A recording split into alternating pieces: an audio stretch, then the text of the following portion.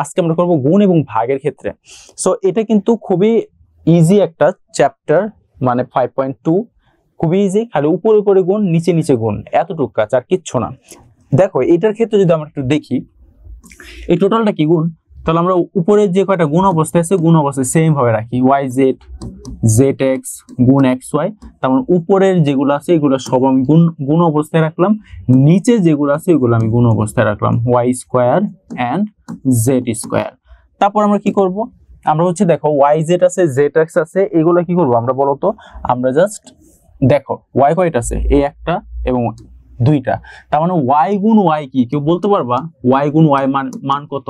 তো আমাদের একটা জিনিসের আমরা যদি এক্স ওয়াই জেড একটু ক্রমানুসারে সাজাই, প্রথমে এক্স আছে তারপর ওয়াই আসে তারপর কি আসে, জেড আসতেছে, তার মানে আমরা এখানে দেখতে হবে এক্স কয়টা আছে, এক্স আছে এই একটা দুইটা এক্স, তার মানে এক্স স্কোয়ার, মানে কি এক্স গুণ এক্স, এক্স স্কোয়ার। কিন্তু এক্স যোগ এক্স মানে হচ্ছে 2x, ক্লিয়ার? গুণ থাকলে পাওয়ার হয়, আর হচ্ছে যদি যোগ থাকে তাহলে আগে সংখ্যাটা আসে, তার মানে এক্স যোগ এক্স মানে 2x। ওকে, তারপরে দেখো ওয়াই কয়টা, এ একটা ওয়াই এবং এ একটা ওয়াই, কয়টা হয় ওয়াই স্কোয়ার, এবং জেড কয়টা দুইটা, জেড স্কোয়ার।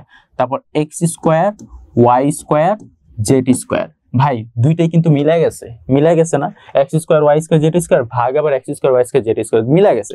এরকম যদি মিলে যায় তার মানে কাটাকাটি করলে হয় 1, তার মানে এটার অ্যান্সার 1। বুঝছো?